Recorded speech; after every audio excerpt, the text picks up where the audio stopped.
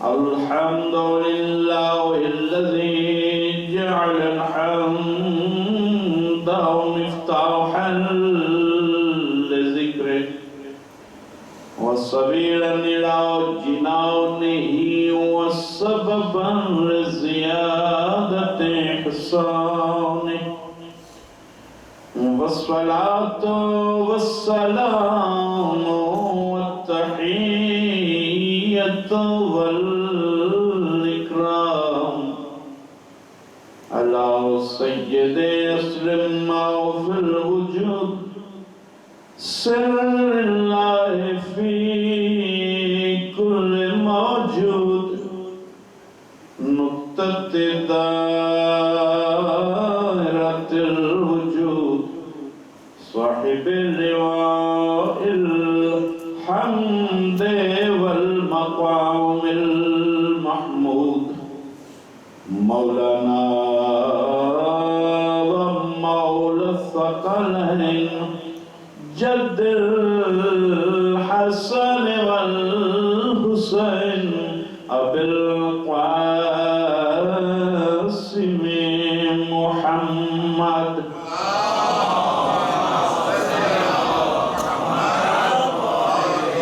وآل بيته الطيبين الطاهرين الصادقين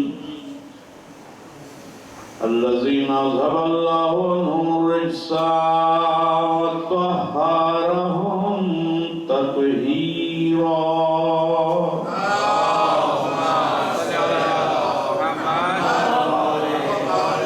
واللعنة الدائمة على أعدائهم أجمعين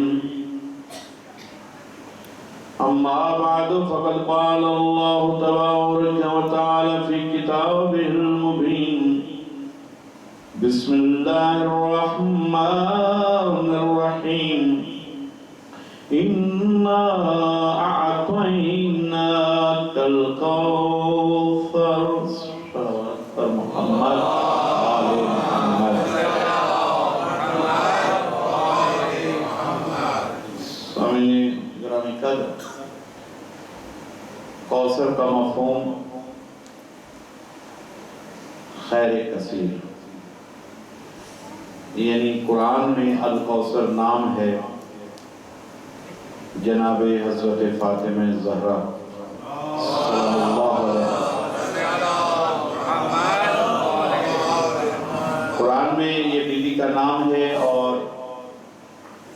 ہر اسم کے کچھ مطلب ہوتے ہیں، لغت میں مفہوم ہوتا ہے۔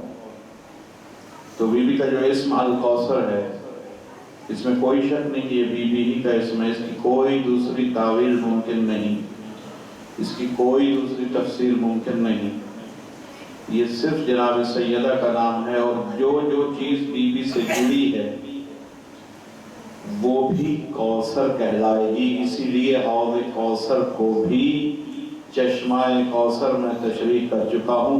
فاطمہ کا چشمہ ہونے کے سبب چشمہ کوثر کہا جا رہا۔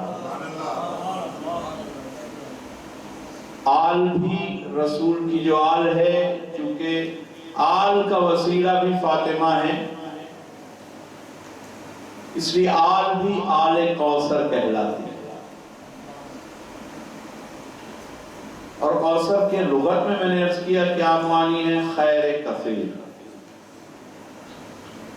خیر کثیر بچوں کو سمجھانے کے لیے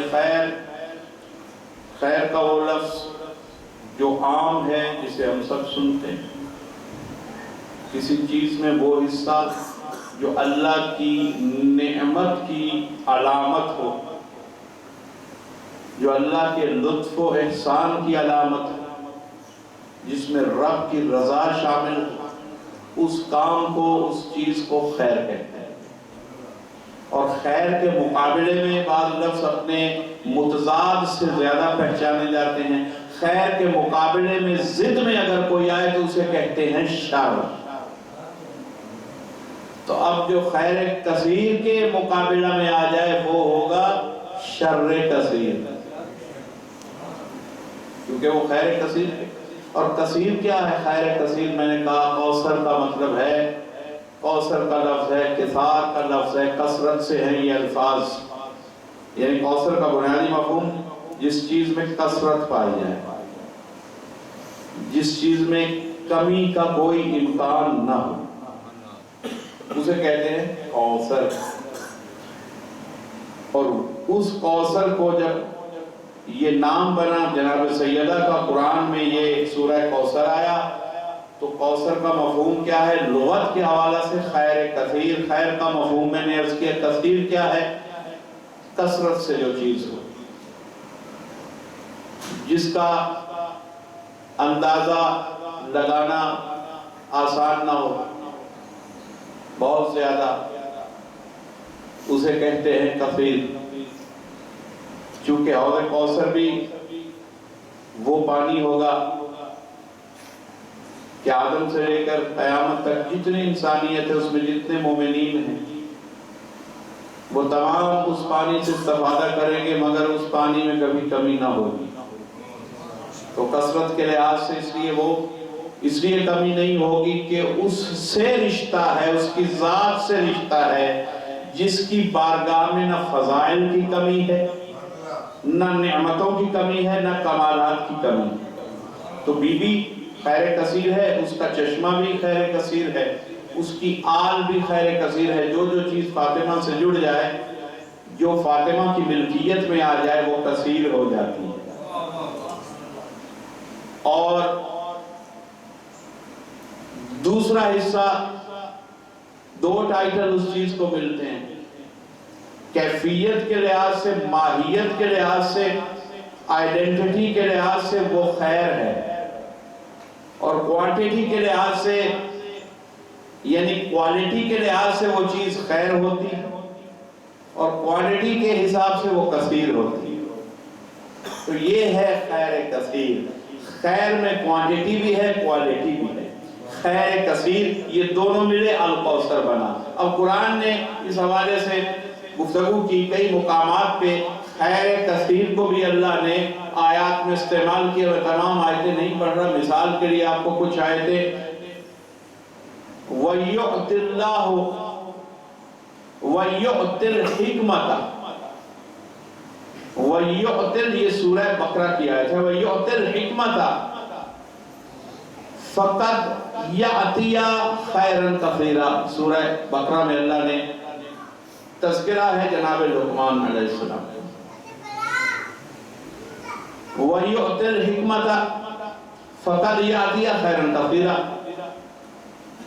اللہ نے حجتوں کے لیے، جب ایک حجت کے لیے کوئی قانون بتائے تو وہ تمام حجتوں کے لیے، جو سینٹنس قانون کی حیثیت رکھے وہ واقعہ ایک کا ہوگا. وہ یہ نہ کہ یہ تو صرف حضرت لقمان کے لیے کہا، نہیں، یہ اللہ نے ایک قانون بتایا کہ جن ہستیوں کو میں چنتا ہوں، حجتیں بناتا ہوں. ذکر لقمان نے اس کا تذکرہ کر دیا کہ کیا چیز ہے. وَيُعْتِ الْحِكْمَةَ، کہ جس کو میں حکمت عطا کروں. یعنی یہ الفاظ وَيُعْتِ الْحِكْمَةَ، یعطِ عطا، دے دوں، یہ عطا کے لفظ سے ہٹ کے ہے. میں نے عرض کیا یہ عطا سے ہے، ایتا سے ہے. یعطِ یعنی اللہ نے دیا، اور جہاں عطا کہہ دے وہاں حق سے زیادہ دیا. اور جب کسی کو حق کے اندر دیا تو یعطِ. اللہ فرماتا ہے کہ جس کو میں حکمت کا حق دے دوں، فقد یعطی خیرًا کثیرا. میں نے ابھی عرض کیا کہ خیر کثیر کیا قرآن میں کہیں اور بھی آیا، لفظ خیر کہیں اور بھی آیا، کثیر کا لفظ کہیں اور بھی آیا. تو چند مثالیں عرض کر رہا ہوں کہ جس کو میں حکمت دوں، وہ یہ سمجھے کہ میں نے اسے خیر کثیر عطا کر دیا. اب خیر کثیر کا تعلق کبھی کوثر سے بھول مت جائیے گا. قرآن کی حد میں، قرآن کے مضمون میں کہیں بھی خیر کثیر ہوگا، اس کا رشتہ کوثر سے کٹ نہیں سکتا. دنیا والے اپنی اپنی مرضی کی کوئی خیر اور مرضی کا کثیر بناتے پھرے قرآن کے سبجیکٹ سے ہٹ کے، تو یہ ان کی قسمت. لیکن قرآن چونکہ کتاب حیات ہے، کتاب کائنات ہے، اس لیے حقیقی خیر اور حقیقی کثیر وہ ہے جسے اللہ خیر سمجھے، اللہ کثیر سمجھے۔ انسانوں کا بنا ہوا نہ خیر خیر ہوتا ہے، وہ تو شر کو خیر سمجھ سکتے ہیں، نہ انسانوں کا بنایا ہوا کچھ کثیر ہو سکتا ہے۔ اللہ بنا دے تو خیر بھی ہے کثیر بھی ہے۔ فرمایا کہ میں جس کو حکمت دوں، حکمت خود نہیں آتی، وہ عطا کرتا ہے تو ملتی ہے۔ اچھا، حکمت کی تفسیر میں جائیے، اہل سنت برادران کے یہاں حکمت کا مفہوم تفسیر میں جا کے پڑھیے کہ حکمت ہے کہ اللہ جسے حکمت کہتا ہے وہ کہتے ہیں کہ نبوت اور رسالت کو حکمت کہا گیا ہے، اور تفاسیر شیعہ میں دونوں کو تسلیم کیا گیا کہ رسالت کو بھی حکمت کہا گیا اور ولایت کو بھی حکمت کہا گیا۔ تو اگر میں برادران اہل سنت کی ہی تفسیر کو مان لوں، صرف نبوت پہ رک جاؤں، تو بھی میرا مقصد پورا، یعنی پھر بھی ہم خیر کثیر کی ڈیفینیشن میں کسی مایوسی کا سامنا نہیں کرتے اگر صرف نبوت کا مفہوم ہو، اور اگر شیعی تفسیر کے مطابق دونوں مفہوم ہو، نبوت بھی اس میں ہے، ولایت بھی، امامت بھی اس میں ہے، تو بھی خیر کثیر کے مفہوم کو کوئی مایوسی نہیں پہنچ سکتی۔ اس کا مطلب یہ نکلا کہ خیر کثیر کا محور ہے فاطمہ۔ تو اللہ نے فرمایا کہ جس کو میں حکمت، یعنی حکمت کا مفہوم میں نے عرض کر دیا، جس کو میں چاہے نبوت دوں چاہے ولایت دوں، اس کو میں حصہ دیتا ہوں فاطمہ کے حصہ سے۔ یعنی یہ تعویل ہے، یہ ترجمہ نہیں ہے، یہ تعویل ہے۔ تعویل کیا کہ جب آپ مختلف آیات کے مفاہیم کو باہم ملا کے کسی نقطہ تک پہنچتے ہیں، کوئی نقطہ، یعنی قرآن یہ نہیں کہتا کہ میری ایک آیت سے استفادہ کرو، قرآن یہ کہتا ہے کہ قرآن کو وہی سمجھ سکتا ہے جو مختلف آیات کا بیک وقت مطالعہ کرے اور مفہوم سے مفہوم ملائے اور پھر مقصد کو کنکلیوڈ کرے۔ تو جہاں یہ فرمایا کہ کوثر ہے خیر کثیر، اور یہاں یہ فرمایا کہ حکمت جس کو بھی عطا ہو وہ خیر کثیر کا حصہ ہوتی ہے، اس کا مقام خیر کثیر ہوتا ہے۔ تو وہ مقام کیا ہے؟ اب حکمت ہے یا نبوت یا ہے ولایت؟ تو پتہ چلا ولایت کا رشتہ بھی فاطمہ سے ہے، خیر کثیر سے ہے، نبوت کا بھی رشتہ خیر کثیر سے۔ اب پتہ چلا کیوں حدیث قصہ میں تھا ہم اہل بیت النبوت و معدن الرسالہ، یہ رسالت کی کان ہے فاطمہ۔ خاندان زہرا پہ بلند تر صلوات۔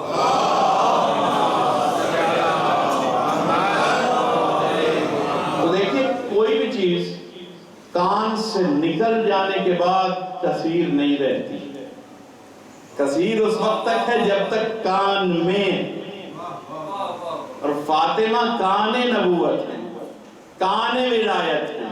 ہم اہل بیت النبوہ و معدن الرسالہ، ہم فاطمہ و ابوہا و بعدہا و بنوہا۔ تو پتہ چلا کہ یہ جو نبوت کی حکمت ہے اس کا تعلق بھی کان رسالت سے ہے، اور کان رسالت ہے فاطمہ، اس کان کا محور فاطمہ ہے، مرکز فاطمہ ہے، پھر اس میں ابوہا بھی ہیں، پھر اس میں بعدہا بھی ہیں، پھر اس میں بنوہا بھی ہیں، لیکن ان سب کی پہچان ہے فاطمہ۔ تو کان نبوت معدن کون ہے؟ فاطمہ۔ تو جس کو حکمت و نبوت و ولایت عطا ہوئے اسی کان سے عطا ہوئے۔ یعنی کیسے ممکن ہے کہ کوئی جوہر اپنی کان سے الگ کہیں سے لیا جائے؟ تو چونکہ کان نبوت یہ ہے، اس لیے فضائل کی کان یہ ہے، نبوت کی کان یہ ہے، ولایت کی کان یہ ہے۔ اچھا، یہ ایک آیت تھی۔ ابھی آئیے لفظ خیر کے ساتھ، خیر کون ہے؟ فاطمہ۔ اب آپ کو یقین ہو جائے گا، آیت سنیے، سورہ ہود کی معروف آیت، بقیت اللہ خیر لکم ان کنتم مؤمنین۔ کیا لوگوں، اگر تم خیر چاہتے ہو، خیر سے متمسک رہنا چاہتے ہو، اور اگر تم مومن ہو تو تمہارے لیے خیر کس میں ہے؟ بقیت اللہ، وہ بقیت اللہ جس کا رشتہ خیر سے ہو۔ بھائی خیر سے ہٹ کے بقیت اللہ آ نہیں سکتا.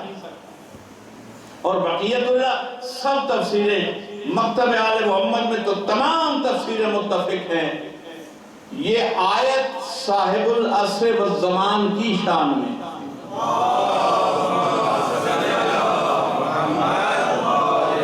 کہ اللہ کا بچا ہوا خزانہ، نبوت و ولایت اللہ کے خزانے، ان خزانوں میں سارے جوہر اللہ اپنے اپنے وقت پہ پیش کر چکا ہے. اب جو اللہ کا بچا ہوا خزانہ ہے نا، ولایت و نبوت و امامت کا، اس خزانے کا نام ہے حضرت حجت.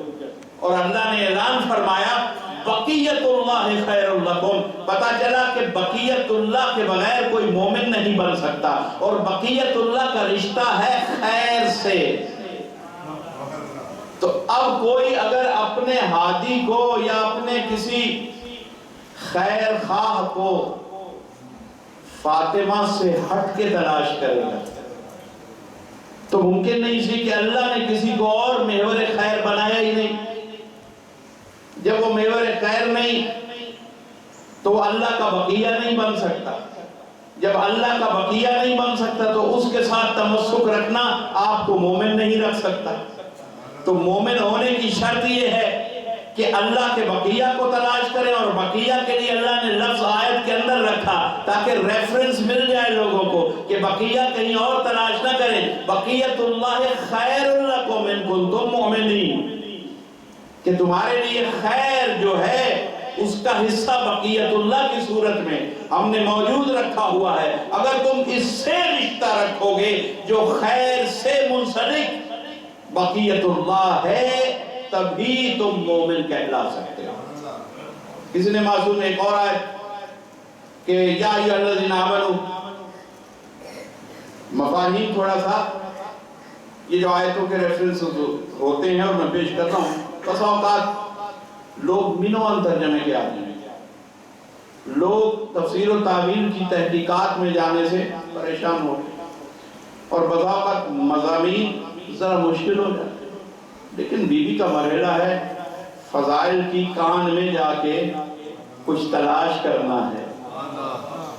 اس لیے قرآن کا سہارا تو لینا پڑے گا. بی بی خیر ہے، اسی خیر سے اللہ کا بقیہ آئے گا، اور اس بقیہ سے پہلے جتنی امامت و نبوت تھی وہ بھی اسی خیر سے منسلک تھی.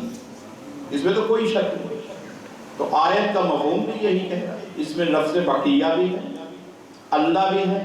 یہ اللہ کا بقیہ ہے، لوگوں کا بنایا ہوا بقیہ نہیں. جو اللہ کا بقیہ ہوتا ہے اس کا رشتہ خیر سے ہوگا، اسی کو اپنانے میں آپ کی خیر ہے. ورنہ مومن ان کنتم مومنین، اگر تم مومن ہو، یہ لفظ اگر بتا رہا ہے کہ اگر خیر سے اور بقیت اللہ سے تم غافل ہو گئے تو پھر تم مومن ہی نہیں ہو. اور پھر فرمایا یا ایھا الذین آمنوا، سورہ احزاب کی آیت، اذکروا اللہ ذکرا کثیرا. میں نے خیر پر ریفرنسز کچھ دیے، خیر کثیر کی آیت بھی سنائی. اب صرف کثیر کیا ہے؟ میں نے کہا خیر کا رشتہ بھی فاطمہ، کثیر کا رشتہ بھی فاطمہ سے. وہ چیز کثیر نہیں ہو سکتی جو الکوثر سے کٹ جائے. جو کثیر کا جو مصدر و محور لفظ ہے اس کا نام ہے الکوثر. خیر بھی اسی میں ہے، کثرت بھی اسی میں ہے. فرمایا یا ایھا الذین آمنوا اذکروا اللہ ذکرا کثیرا. سب مومنین کے حکم اے وہ لوگوں جو ایمان لائے ہو، اللہ کا اتنا ذکر کرو کہ وہ ذکر کثیر بن جائے. کثیر ذکر کیا کرو اللہ کا. اب لوگ آئے صادق آل محمد علیہ السلام نے تفسیر عطا فرمائی. مولا یہ ہم وقت گزارتے ہیں واجبات میں، مستحبات میں، اور نوافل بھی ادا کرتے ہیں، لیکن ہمیشہ احساس رہتا ہے جب یہ آیت پڑھتے ہیں کہ ہم اپنے مطابق، اپنی بساط، اپنے لیول کے مطابق اگر کثیر پڑھیں اللہ کا ذکر تو وہ تو ہماری بساط ہے. اللہ نے تو اپنے معیار سے کہا ہے کہ جسے میں کثیر سمجھتا ہوں اس معیار سے میرا ذکر کثیر کرو.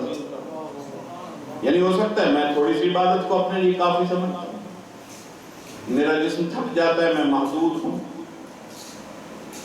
میرے پاس وقت کی قلت ہوتی ہے، میں محدود ہوں، میں تو مجبوریوں میں رہنے والا ہوں، میں تو تھوڑے سے کام کو بھی، ہم تو ایک دوسرے بھی کہتے ہیں آج تو ہم نے بہت قرآن پڑھا کتنا ہوتا ہے، 1 سورہ 2 سورہ 3 سورہ، کسی نے 2 پارے پڑھ لیے. ہم تو ایک دوسرے کو آسانی سے کہتے ہیں وہ صاحب بہت قرآن پڑھتے ہیں. تو یہ جو بہت کا لفظ ہے گویا کثیر کی طرف ہم اشارہ کرتے ہیں کہ کثیر پڑھ رہے ہیں، لیکن کیا اللہ بھی اسی کثیر کو اپنا کثیر سمجھتا ہے؟ چونکہ آیت میں ہمارے کثیر کا ذکر نہیں ہے، وہ جسے اللہ کی نگاہ کثیر کہے. اذکروا اللہ یا ایھا الذین آمنوا، اذکروا اللہ، اللہ کا اتنا ذکر کرو کہ وہ ذکر کثیر بن جائے. تو امام صادق کی بارگاہ میں سائل آیا، عرض کیا مولا کچھ بتا دیجئے کہ کس نہج کا، کس انداز کا ذکر کیا جائے کہ اللہ کی بارگاہ میں ذکر کثیر بن جائے. ہم محدود بندے کیسے وہ ذکر کریں کہ اللہ اس ذکر کو ذکر کثیر کہے؟ تو امام نے مسکرا کے فرمایا کہ اے مومن، کثیر کا تعلق ہماری دادی فاطمہ سے ہے. تو امام نے فرمایا یہ جو تسبیح فاطمہ ہے یہ اللہ کے نزدیک ذکر کثیر کا مقام رکھتی ہے.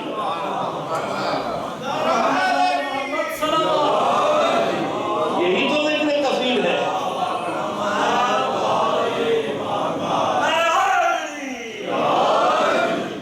تو پتہ چلا اللہ کثیر میں بھی کوانٹٹی نہیں دیکھ رہا، کوالٹی دیکھ رہا ہے. یعنی جس کا وزن زیادہ ہے اسے اللہ کثیر قرار دے دے گا. آپ نے تسبیح فاطمہ کتنے منٹ لگتے ہیں؟ 4 منٹ، 3 منٹ، 5 منٹ. لیکن اس کا مقام کس کی تسبیح ہے، کس کے ذریعے سے اللہ نے عطا کی؟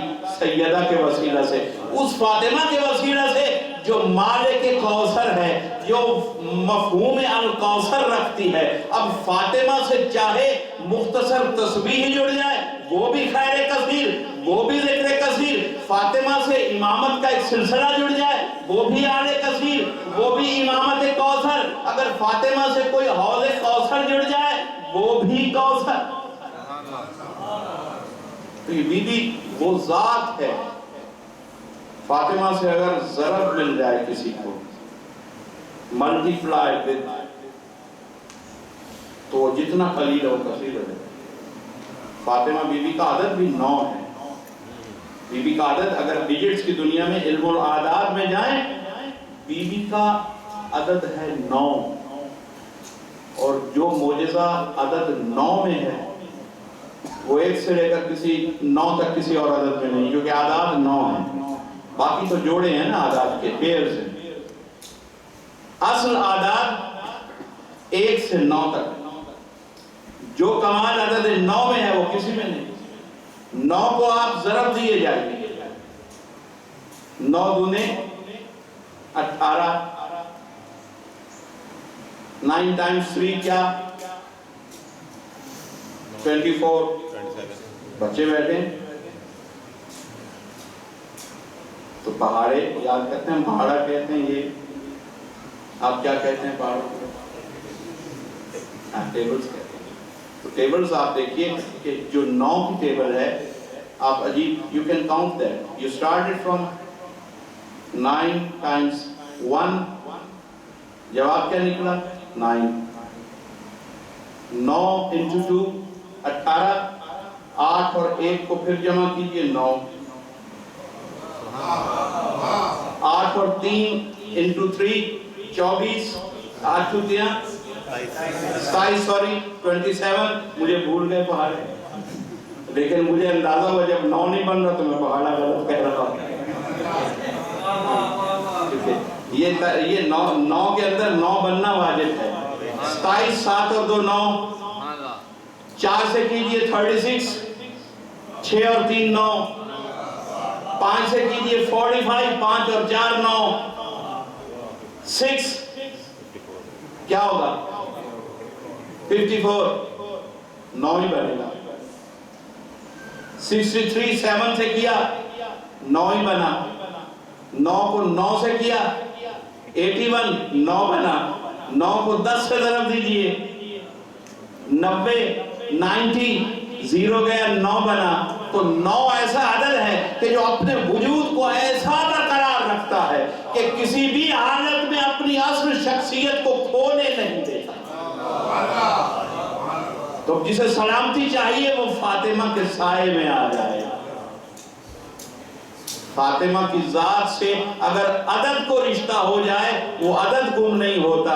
اگر کسی صاحب ایمان کا رشتہ فاطمہ سے ہو جائے تو نہ وہ برزخ میں گم ہو سکتا ہے، نہ وہ دنیا میں گم ہو سکتا ہے، نہ وہ آخرت میں گم ہو سکتا ہے۔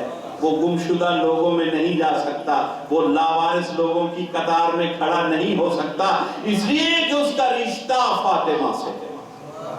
وہ خیر کثیر ہے۔ صلوات پڑھیے محمد۔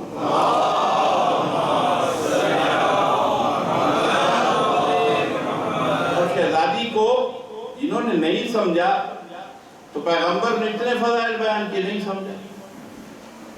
میں نے اس کیا تھا کہ لوگوں نے ہمیشہ یہ ایک وتیرہ بنا رکھا ہے کہ ذکر فاطمہ، فاطمہ کی صداقت، بی بی کی صداقت، بی بی کے مقدمہ پہ بھی بات کیجئے۔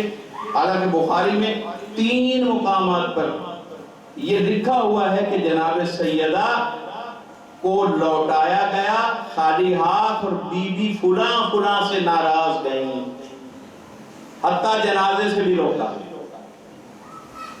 میں اس پر تھوڑی سی گفتگو پہلے بھی کر چکا ہوں۔ اب جسے فاطمہ جنازے سے روک دے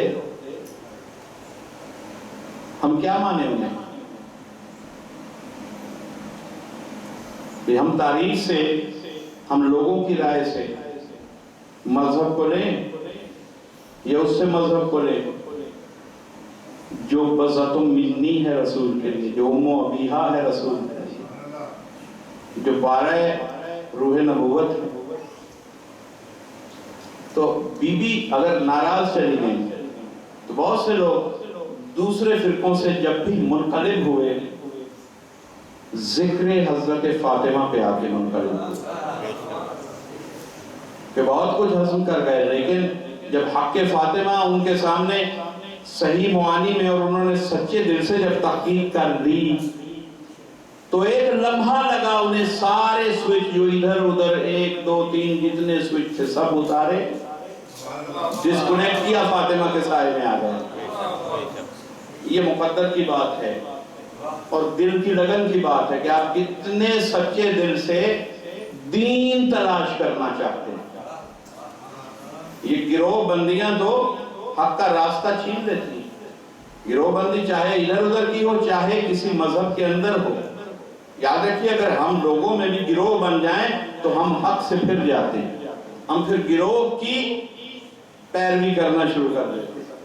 حق وہیں تک ہے جہاں اپنے گروہ اور اپنے نفس کو ترک کر کے حق کو تلاش کیا۔ میں سمجھتا ہوں جو میرے حق میں فیصلہ کر دے وہ بہترین مومن، اسی کو میں سمجھتا ہوں کہ وہ چاہے فقیہ بن کے بیٹھ جائے چاہے پیش نماز بن کے بیٹھ جائے، ہاں چونکہ میرے حق میں ہے، اور اگر میرے خلاف کچھ کہہ دے تو نہ میں اس دن سے اسے فقیہ سمجھتا ہوں،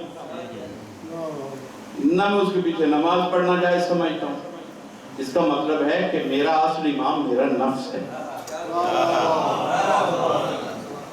اور اگر ہم امام المتقین کے ماننے والے تو تقویٰ کیا کہتا ہے کہ جو تمہاری غلطی کی اور غلطی واقعی غلطی ہو اور اس کی نشاندہی کر دے، اس کے سامنے جا کے اس کا شکریہ ادا کیجیے۔ صلوات پڑھیے۔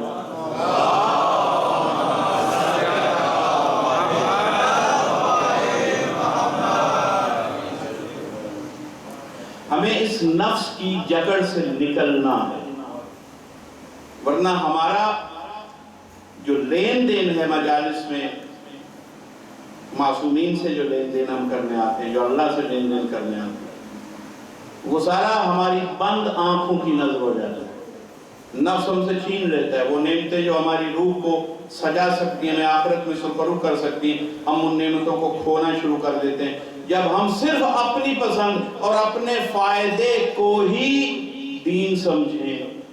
اس کی گروہ بندی رکھنے والے اذہان جہاں یہ دیکھتے ہیں کہ اچھا جنہیں اب تک میں مانتا آیا ہوں، اگر اس روایت کو چاہے میری کتاب میں چاہے میرے ہی مسلک کی کتاب میں اگر میں اس روایت کو مان لوں تو میرا وہ پچھلا سلسلہ ٹوٹ جائے گا. تو وہیں وہ کہتا ہے نہیں، پھر وہ نئی نئی ایجادات کرتا ہے. ابھی میں بہت احترام کرتا ہوں علامہ طاہر القادری کا، علمی شخصیت ہیں اور بہت سے مقامات پہ ولایت شناسی کا بھی مظاہرہ فرماتے ہیں، لیکن کچھ کمزوریاں ان کی بھی ہیں.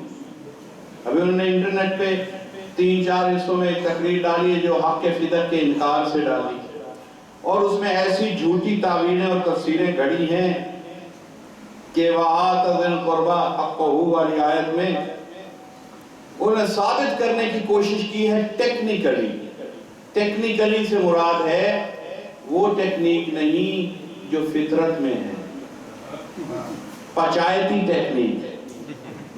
پچایت میں بیٹھ کے اب جیسے لوگوں کے درمیان فیصلے کرتے ہیں اور اس میں اپنی رائے کو لے کر آتے ہیں. اپنی رائے سے انہوں نے یہ کہا کہ نہیں، جو حق کے فے ہوتا ہے، جو مال فے ہوتا ہے، وہ تو جا ہی نہیں سکتا پیغمبر تک. یعنی ان کی طویل تقریر. اور بہت سے لوگ ہمیں بھی ایسے انہوں نے کہا جائیے، آج تک شیعہ اس تقریر کا جواب نہیں دے سکے، جبکہ ہم نے انہیں بتایا کہ شیعہ علماء کو تو چھوڑیے، ہمارا چھوٹا ذاکر بھی منبر سے روز اس تقریر کا جواب دے دیتا ہے. آپ کی قسمت کہ آپ وہاں تک نہ پہنچیں. جب آپ سنیں گے، جب آپ غور فرمائیں گے تو آپ ہی کی کتابوں سے آپ کے فدق ثابت ہے. جب یہ ثابت ہے، کیا خلیفہ وقت جانتے تھے کہ کوئی حق نہیں رکھتی، جبکہ آپ کی کتابیں بتا رہی ہیں کہ بی بی گئی تھی مانگنے. اور یہ جو تاریخ بتا رہی ہے مسلسل کہ کئی بار پہلی 3 خلافتوں کے بعد پھر کئی بار یہ حق کے فدق سادات کو ملا، کئی بار واپس لیا گیا، کئی بار واپس دیا گیا. تو اگر یہ حق نہیں تھا تو دینے والے بعد والے خلیفے آل محمد کو آ کے لوٹاتے کیوں رہے؟ دیکھیں انہوں نے حسنیہ، ایک بی بی خاتون، ان کی روح کو ہمارا سلام، ہارون کے زمانے میں کنیز تھی مگر دروازہ آل محمد پہ پلی تھی. امام صادق آل محمد علیہ السلام کے حرم میں رہ کے،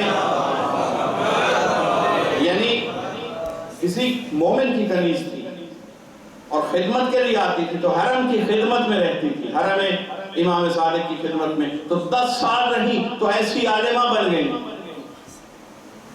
وہ تمام اسرار فضائل کے، حق کے آل محمد کے، انہیں ایسے ازبر ہو گئے کہ ہارون کے دربار میں، بہت طویل واقعہ سارا نہیں پڑھوں گا، کہا کہ لے آئیے اپنے سارے مذہب کے علماء بلا لیجیے، در فاطمہ کی یہ کنیز کافی ہے جواب دینے. کہا اس کی قیمت کیا ہے؟ ہارون نے پوچھا. مالک نے جان کر کہا کہ 1 لاکھ درہم. کتنی مہنگی قیمت؟ کہا اس لیے ہے کہ آپ کے ملک میں جتنے علماء دین ہیں یہ ان سے زیادہ فقہ بھی جانتی ہے، یہ ان سے زیادہ دین حق کو بھی جانتی ہے، اس لیے یہ قیمت بھی اس کے معیار تشخص کے مقابلے میں قلیل ترین قیمت ہے. بات اور وہ واقعہ میں نے نہیں پڑھنا. انہوں نے کیا کہا، ایک مسلسل اس میں کبھی پڑھیے، وہ مکالمہ مناظرہ موجود ہے کتابوں میں اور انٹرنیٹ پر بھی آپ کو مل جائے گا، مگر پرشین میں ہے. وہاں ایرانی سائٹس نے اس کو وہاں لکھا، بھی ٹرانسلیٹ کرنے والے کسی نے اردو میں نہیں لکھا، مگر آپ کو مل جائے گا. آپ لکھیے مناظرہ حسنیہ تو آپ کو اس ٹائٹل میں پرشین کی کئی ویب سائٹس کھل جائیں گے جس میں ہمارے علماء نے، مراجع نے اپنی سائٹس میں اس کو جگہ دی ہے. مستند ہے کیونکہ ان علماء کا اس کو لکھنا دلیل ہے کہ آج تک مستند ہے. صلوات پڑھ دیجیے.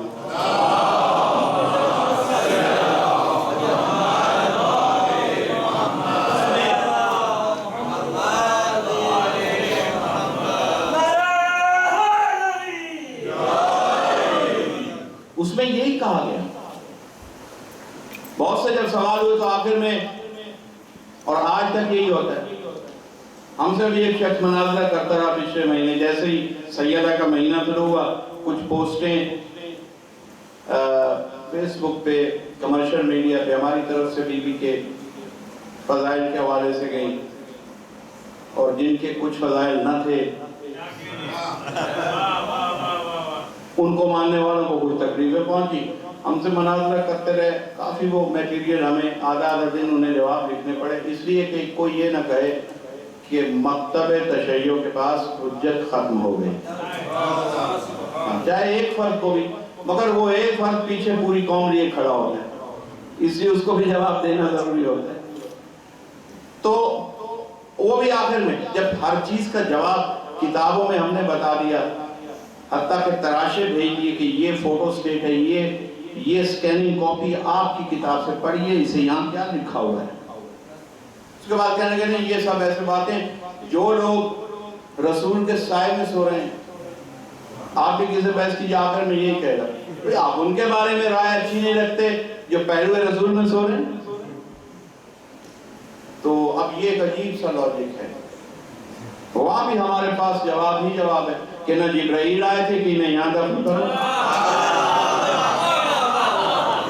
نہ اسرائیل نے پابندی لگائی تھی کہ انہیں ماروں گا مگر اس شرط پر کہ یہاں دفن کرو۔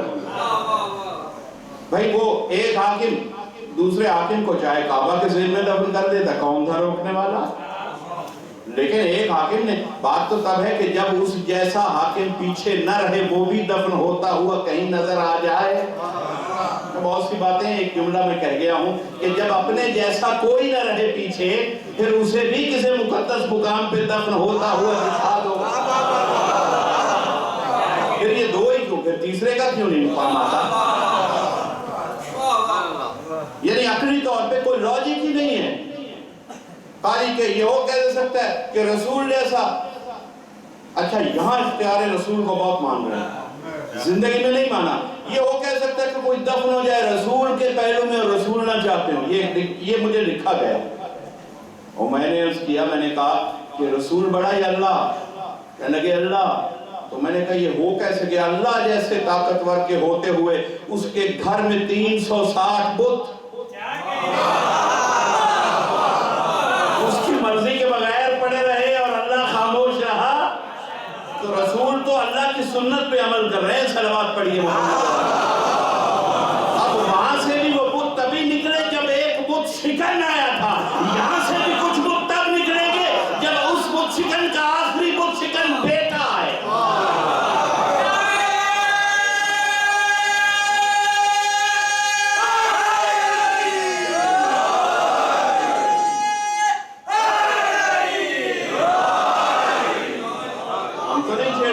لیکن ہم فضائل سیدہ کی بات کریں، حق سیدہ کی بات کریں، غصب کرنے والوں کو خود ہی ان کا دل ڈوبنے لگے کہ یہ تو ان کی طرف اشارہ جا رہا ہے، اور پھر مناظرہ شروع کریں۔ اس لیے سے بھی انہوں نے دربار ہارون الرشید میں یہی کہا، جب کوئی جواب نہ دے سکے، نہ فقہی، نہ تاریخی، نہ کوئی عقلی، کوئی جواب جب نہ بن سکا، منطق سے کوئی جواب نہیں دے سکے، علم کلام سے کوئی جواب نہیں دے سکے، تفسیر سے جواب نہیں دے سکے، تو کہنے لگے یہی بات کہی کہ بھائی آپ ان کے بارے میں شک پیدا کر رہی ہیں، ان کے بارے میں عقیدے کے اندر شک رکھتی جو رسول کے پہلو میں دفن ہے۔ بخدا میں جا کے پہلو میں سوئے ہوں کو کچھ نہیں کہہ رہا، جب تک کوئی فیصلہ کرنے والا نہیں آتا ہم خاموش ہیں، لیکن ہم احترام کرتے ہیں، لیکن آپ ایسی دلیلیں نہ لائیے کہ جن سے ان کا احترام جواب دینے کے سبب بے احترامی میں بدل جائے۔ ہم تو جواب دے رہے ہیں آپ کی لاجک کا، ہم انہیں نہیں چھیڑ رہے، ہم آپ کو چھیڑ رہے ہیں کہ آپ عقل سے کام لیجیے۔ تو انہوں نے کہا کہ وہ تو وہاں ہیں، تو آپ ان کے باقی امور زندگی پر بات نہیں کر سکتے، اس لیے خاموش ہو جائیے، وہ وہاں ہیں۔ انہوں نے کہا، اس وقت حسنیہ نے کیا جواب دیا، میرا سلام ہو اس مومنہ پر۔ وہ کہتی ہیں اچھا قرآن کی فلاں آیت تم نے پڑھی ہے، اس میں حکم ہے کہ رسول کے حجرے میں رسول کی اجازت کے بغیر کوئی داخل نہیں ہو سکتا۔ تو اس وقت انہوں نے کہا کہ یہ بات جو تم کر رہے ہو کہ کوئی وہاں رسول کے حجرے میں دفن ہے، تو یہ بات فضیلت میں نہیں جاتی، یہ بات تو احتساب میں چلی جاتی ہے۔ جب رسول کے حجرے میں ان کی اجازت کے بغیر کوئی صرف داخل نہیں ہو سکتا، تو حجرہ رسول میں قیامت تک رسول کی اجازت کے بغیر کوئی دفن کیسے ہو سکتا؟ بہت بڑی لاجک تھی، اور وہ لاجواب ہوئے، انہیں توقع نہیں تھی۔ ہاں داخلہ منع ہے قرآن کی آیت کی روح سے، اس کمرے میں مت جانا جب تک اجازت نہ ملے رسول کے گھر میں۔ تو یہ تو اس حجرہ میں کہاں ہے، کوئی ڈاکومنٹ دکھاؤ رسول نے اجازت دی ہو؟ نہیں دی۔ آپ نے خود ایک دوسرے سے مشورہ کر کے دفن کر دیا تو آپ سارے گناہگار ہو گئے۔ تو اب انہوں نے آگے سے ایک اور جواب دیا حسنیہ کو، سنیے وہ کہا کہ نہیں بھائی، وہ اس لیے دفن ہوئے کہ آخر رسول کی 2 بیویاں ان لوگوں کی بیٹیاں تھیں، اور بیویوں کا شوہر کی وراثت میں کچھ حصہ ہوتا ہے، تو وہ اپنی بیٹی کی وراثت میں جا کے دفن ہو گئے۔ بس حسنیہ وہاں تڑپ اٹھی، کہا ہاں میں یہیں تک تو تمہیں لانا چاہتی ہوں۔ فرماتے ہیں کہ جب رسول کی بیویوں کی وراثت تم یہاں آ کر اس موڑ پر مان رہے ہو، تو وہ جو دفن ہے انہوں نے بیٹی کی وراثت سے دربار میں انکار کیوں کیا تھا؟ بیویوں کی وراثت میں باپ دفن ہو سکتے ہیں، اور بیوی کا حصہ زیادہ ہے یا بیٹی کا؟ تو بیٹی کو تو وراثت آپ نے کہا کہ لا نورث ولا نارث، وہاں تو تم حدیث لے آئے کہ پیغمبر نہ وراثت لیتا ہے نہ دیتا ہے۔ تو جب وہ پیغمبر جو نہ وراثت دیتا ہے نہ لیتا ہے، یہ تو آپ پہلے ایک فیصلہ کر چکے ہیں، دفن ہونے والے لوگ فیصلہ کر چکے ہیں۔ وہ جب کہتے ہیں کہ وراثت رسول آگے ٹرانسفر نہیں ہوتی، تو پھر بیویوں تک وہ وراثت کس قانون سے چلی ہے؟ صلوات پڑھیے محمد علیہ۔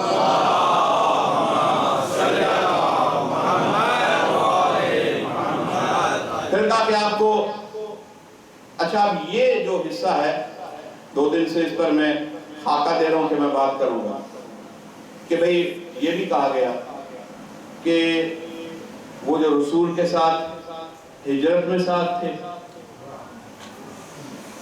تو جو مشکل ترین وقت تھا ہجرت، اس میں وہ ساتھ تھے، اور یہاں تک ساتھ تھے کہ قرآن میں ان کا ذکر آ گیا، قرآن میں ذکر آ گیا۔ ذکر کس کس کا ہے جا کے دیکھتے ہیں۔